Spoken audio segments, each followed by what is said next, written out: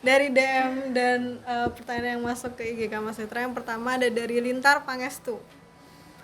Sebagai pegiat seni, bagaimana tanggapan Mas Gundul mengenai Ditjen Kebudayaan yang mengeluarkan formulir untuk menginventarisasi pekerja seni yang terdampak ekonomi dan kemudian akan didata dalam 2 skema yang telah dikoordinasi dengan Menko Pembangunan Manusia dan Kebudayaan.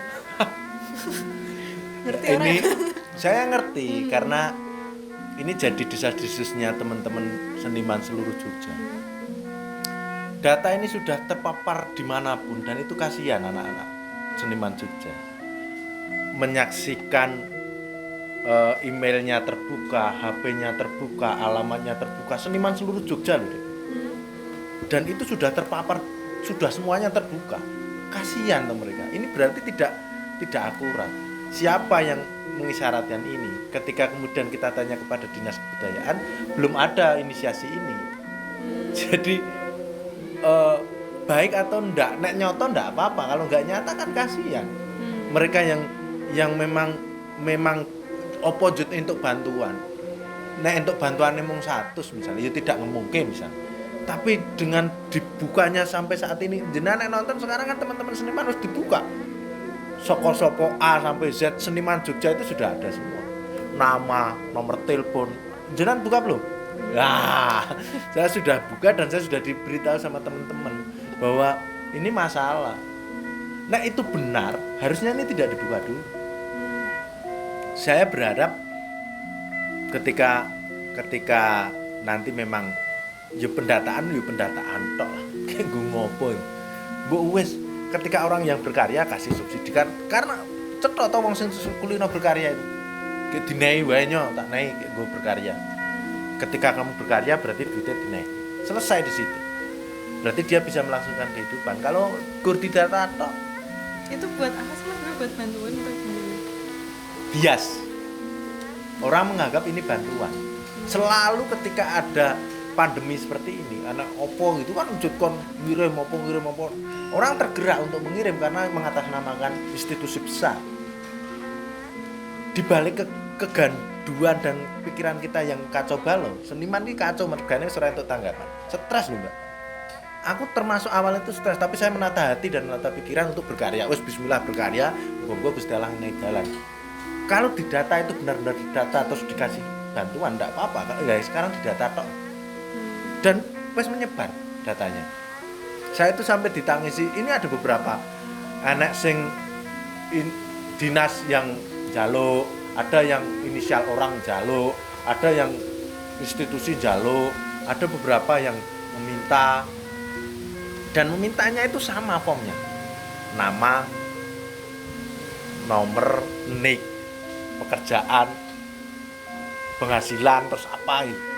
Kasihan, terus dipapar semuanya ditonton kayak wong akeh. Kalau itu data memang benar-benar valid dan harusnya tersembunyi, tapi itu dibuka loh. Sekarang jenengan retakan berapa seniman yang ada di Jogja yang terpapar itu sekitar 2000-an orang. Aku duwe masalah data dan itu masalah. Dibuka, terus disan, terus kita menanyakan kepada dinas yang terkait. Nyatanya mereka tidak mengatakan iya. Kita saja belum menginisiasi kok. Nah, makanya saya berharapnya cuma sederhana bagi teman-teman yang berkarya saja. Kalau dengan grup di data ya main di data kan ben di data. Kalau itu memang mereka masuk ya mereka akan cari turba turun ke bawah untuk mencari teman-teman yang memang berkarya. Banyak tuh orang-orang berkarya. Mas Bundan Nusantara itu jelas berkarya. Seperti teman-teman sing sepuh-sepuh beraktivitas, ketoprak itu yang terpapar banyak. Nek sing kaya sing cah nom-nom berkarya bendino itu kan ya wis biasa. Sing somene wis ngerti media, seperti saya kan wis minimal wis ngerti media gitu. Wis ngerti carane dudulan liwat media, tak dol nang luar negeri, njut mulih aku untuk duit. Itu kan wis bagi saya wis fake, aku wis iso berkelahi dengan masalah pandemi. Sing teman-teman sing kaya sing ketoprak, sing tradisional banget. Itu kan mesake. Nek didata wis dituduhke kabeh beneran. Menakutkan. Ya bagi saya berhati-hati saja dengan data-data. Kalau memang benar ya alhamdulillah, kalau salah ya berarti kementerian terkait harusnya sudah mulai paham bahwa celetukan sedikit saja membuka peluang untuk orang melakukan hal-hal yang disalahgunakan. Pertanyaan kedua dari Ihunaifi. Kita lagi dalam banget ya Mas. Jiwa seorang seniman sejati itu menurut Mas Gondol gimana? Jiwa seniman sejati. Ya, seniman sejati itu harus jujur dengan karyanya, jujur karyanya, tidak jujur aku kudu ngomong apa sing tak lakoni kuwi padha karo sing tak lakoni, ndak. Jujur dengan karyanya itu ya apa sing mbok lakoni ya kuwi sing mbok ketokke itu. Jadi ketika saya diminta untuk menghentikan setiap karya oleh istri saya, oleh siapapun, saya mesti tidak mau. Oleh orang yang paling saya sayangi, saya tidak mau. Karena itu adalah wujud lengenai Gusti Allah. Seniman sejati itu bersyukur karo Gusti Allah ketika diberikan sesuatu dan jujur. Iki ki dadi nek enek wong ngomong ciptaan Gondol, alah ciptaan sapa? Itu Gusti Allah sing ngenehi. Jadi saya lebih suka menulis songwriter, penulis lagu daripada kemudian ciptaan Gondol Sumardjono. Itu sangat menyakitkan bagi saya. Ciptaannya Gusti Allah.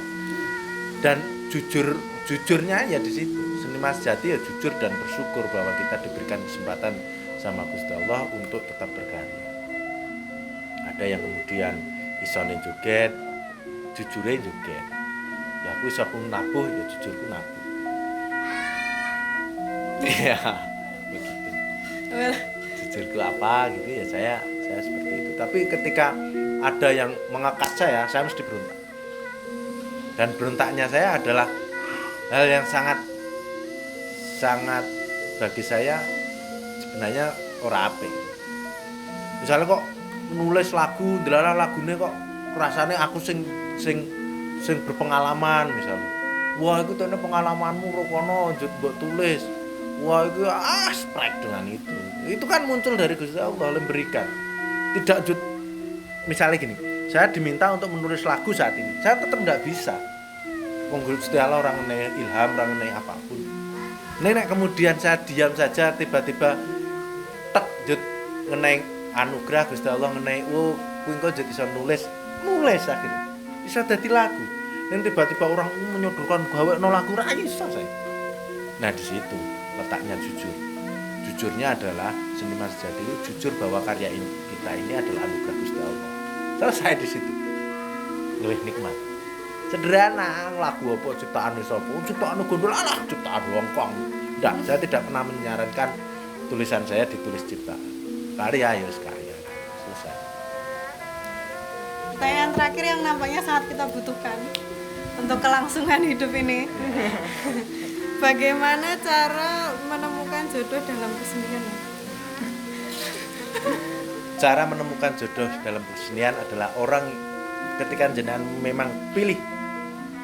Ketika panjenengan memang memilih orang yang akan jenengan sayangi, bahwa Anda adalah yang berjiwa seniman, berarti dia yang memang benar-benar mau dan tahu bahwa kita tidak pernah punya apa-apa. Kita hanya punya karya. Ketika istri kita, ketika suami kita, mau enggak kita makani dengan karya kita? Jangan-jangan tidak mau. Kita tidak bisa makan. Setiap hari saya kerjanya cuma tidur. Maka istri yang paling pas adalah yang paham betul tentang kondisi kita. Berkesenian itu juga sama. Ketika jenengan akan melangsungkan pernikahan, pilih orang yang benar-benar paham dengan Anda. Nah, saya bisanya tidur berkesenian, tidur nulis, tidur gawe lagu. Nah, itu kalau kemudian istrinya tidak paham, aku pokoknya njaluk duit lah, piye nglarangane duit. Wong kadang kalau ora metu duite.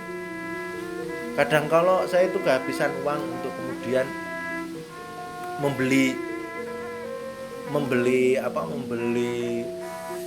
tabung gas 3 kilograman itu.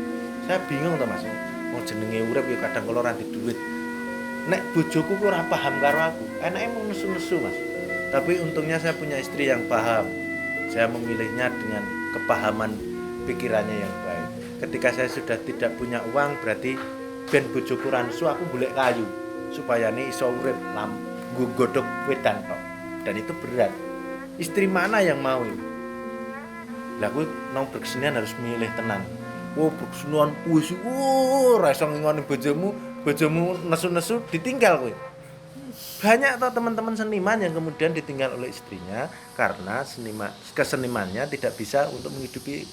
Banyak juga yang kemudian seperti itu. Neng gandeng awalnya mereka sudah yakin bahwa Mas, Bu, besok ketika kamu kelak dewasa, ketika kita sudah berumah tangga, aku akan terimamu apa adanya. Aku seniman sejati sini. Ini nak ora ya. Anak dhewe ketua madang, anake mangan apa? Mangan puisimu, mangan naskahmu, mangan lagumu.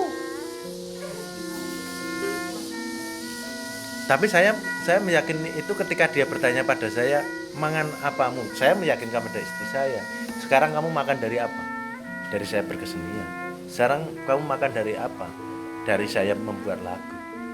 Dan dia pelan-pelan sadar. Dan untuk meyakinkan dan menyadarkan mereka itu berat. Nek untuk mencari hanya nggo cantilan guyang-guyangan ya gampang. Seniman itu nulis ngono, wah disenengi. Ketua organisasi, banyak anak-anak baru mesti disenengi. Bisa membuat orang menyentuh, itu seneng. Banyak itu, gampang. Ning kalau hanya untuk melumpuhkan sesekali saja. Tapi kalau untuk hidup ya cari orang-orang yang tahu pancen. Nek ndak wis kesenian itu berat. Lah piye kowe ora duwe pacar misale. Pacarmu wong gaweane nglukis misale. Mongko lukisane saiki payune misale mung 500.000. Le payu setahun sepisan misale. Piye perasaan? Setahun kowe arek mangan 500.000 itu. Setahun itu kowe arek mangan 500.000 itu. Enggak mungkin kan. Tapi kalau kamu meyakini bahwa 500 itu setahun itu bisa kita hidup, 500 itu akan hidup setahun. Nah, ngono. Maka ketika kita menyintai seseorang, jujurlah mencintai. Sayangi betul. Lah ku penting kuwi. Kesane Pak Gondol kan seneng karo beberapa wanita baru. Simpanannya banyak. Padahal orang. Saya cuma hanya mencintai apa? Saya mencintai orang yang ada di dalam hati saya. Wah, padahal luka banget. Ya. Lah gitu, seniman kan ngono kuwi, kahyange jarene. Tapi enggak lah. Wong kahyange iku malah wong kalah. Orang yang suka dengan orang lain lebih banyak dari satu, itu berarti menandakan dia kalah. Dia tidak bisa menjaga cintanya. Iya dah. Ketika kita misalnya kowe duwe yang misalnya kowe duwe yang to. Kowe duwe yang siji, terus duwe yang meneh siji nih. Berarti kowe kalah. Kamu tidak bisa mempertahankan cintamu. Salah. Maka satu-satunya jalan adalah saya pacaran dengan Mbak Gondil itu 8 tahun. Saya dari sejak awal masuk ke Masitra, kemudian saya sampai menikah. Sampai saat ini berarti sekitar 20 tahun. Tahun 2000 sampai 2020. Berapa tahun? 20 tahun. Saya menulis satu puisi 7 tahun. Mocopat itu 7 tahun surat Pangerantu untuk istri saya. Dia melayani saya dari 2000 sampai saat ini. Ngumbahke baju saya itu sejak 2000. Karena saya tidak suka ngumbahi. 2000 sejak jadi pacar saya harus ngumbahi klambi. Jadi dia paham betul kondisi saya. Nah, artinya ya cari orang-orang yang seperti itu. Terus pertahankan itu. Saya dulu punya pacar juga yang ada di Kamasitra bendara saya. Kalau dia besok nonton mesti ketuanya saya punya pacar bendara saya. Terus saya punya Eko juga. Nah di situ menariknya di situ. Orang yang dipilihkan sama saya ya benar-benar Eko. Karena dengan yang satu saya tidak bisa bicara. Terus gue ngomong misalnya numpak motor ya gue ngarep buri gitu. Gue nang ndi kepenak ora ngono kuwi tok. Ora iso ngomong-ngomong lah. Dari hati ke hati. Maka pilihan ini penting. Jogo itu. Karena kita hanya bisa menjaga satu cinta. Jangan banyak-banyak cintanya. Nangis kowe. Saya bahagia gitu. Tapi ketika nanti kamu sudah berkeluarga, kamu akan mencari orang yang kamu cintai lagi. Pertahankan itu. Cinta itu akan kamu cari sampai kamu mati. Makanya yo dijogo, njut tene ganteng njut jange akeh, tene ayu njut jange akeh, tene iso ngasih harapan njut jange akeh. Plek. Kecil itu, rimih berarti hati. Jaga yang satu itu, jaga yang satu itu, jaga yang satu itu. Walaupun kadang kala ada yang masuk toh. Wis ora apa. Aku tetap mencintaimu. Kalau kamu tidak mencintaiku, kecoba kowe dikhianati. Nek dikhianati ngomong wae, aku wis ora seneng karo kowe. Aku pengen lunga saka kowe. Selesai di situ. Ning yangmu kae berarti. Iya. Enggak, Mas, ini kan pertanyaan netizen. Bukan berdasarkan pengalaman pribadi. Oke. Nek dua jangan, satu saja. Yang penting kowe setia. Lo kok jadi neng aku? Enggak, yang penting kamu setia. Ketika orang sudah tidak setia, aku masalah. Berarti kamu sakit. Mas, lagi gambarnya Mas Dono Dene loh, Mas. Ya. Iya, Mas. Ini anak saya yang meneruskan perjuangan. Kelihatannya suka. Dari nyanyinya saya sudah hafal semua. Dari main gamelan sudah bisa. Dari main wayang sudah bisa. Ya berharapnya ada yang meneruskan, cuma yang nggak tahu. Gusti Allah mengenai hal yang berbeda. Ya. Ya biarin. Ayo ngundang. Oke, karena sekarang semua pertanyaan sudah terjawab, giliran Mas Gondol menyampaikan pesan dan kesan yang Mas. Ya, bismillahirrahmanirrahim. Assalamualaikum warahmatullahi wabarakatuh. Pertama, saya meminta maaf pada sesepuh Kamasitra. Ternyata ada Mars Kamasitra sebelumnya, tapi saya tidak mengenalnya sehingga saya memberanikan diri untuk membuat Mars Kamasitra. Kalaupun itu nanti Marsnya mau diubah lagi ke yang dulu, yang kalau nggak salah ciptaannya Pak Sabtomo atau ciptaannya Pak Yanto, saya nggak tahu. Silahkan monggo. Mars Kamasitra yang saya buat itu karena kegelisahan saya tidak pernah mengenal Mars saat itu. Di samping saya Ustad yang selalu mendengung-dengungkan Marsnya. Saya merasa kemeropok, hati saya merasa tersakiti dalam hati, maka kemudian saya membuat Mars Kamasitra yang itu dibuat dengan Mas Agus. Di endingnya adalah Para Muda Kamasitra Gregah Gumregah Angayu Mukti. Ingat, para muda, bukan para tua seperti saya, bukan alumni, bukan setelah ketua. Para Muda Kamasitra, berarti Anda yang baru masuk, Anda yang jadi pengurus, Andalah yang harus berkarya. Saya berharap ini adalah cambuk bagi teman-teman. Saya berharap dari sejak dulu, ketika jadi ketua itu berkarya, ketika jadi seksi teater itu berkarya, bukan setelah dia jadi ketua dia berkarya. Ini satu-satunya pesan saya pada teman-teman. Ketika saya membuat itu karena berontak saya untuk teman-teman muda biar berkarya. Para Muda Kamasitra, bukan para tua Kamasitra. Saya ulangi, para muda Kamasitra. Saya bersemangat dan saya mesti bersemangat ketika saya membuat ini. Gregah Gumregah Angayu Mukti. Berkarya, berkarya dan berkarya bagi anak muda. Dan yang terakhir, saya mohon maaf betul sama mas-mas saya ketika tonggak Mars ini jadi masalah. Saya pernah dikomplain sama beberapa mas-mas saya tentang Mars kuwi sadurunge enek. Jadi ketika ini nanti didiskusikan dengan teman-teman semua, monggo kepada pengurus silahkan kalau mau dirubah dan kemudian kembali ke Mars yang dulu, ataupun tetap dengan Mars yang kemudian cita-cita saya sederhana, menggerakkan anak-anak muda untuk berkarya.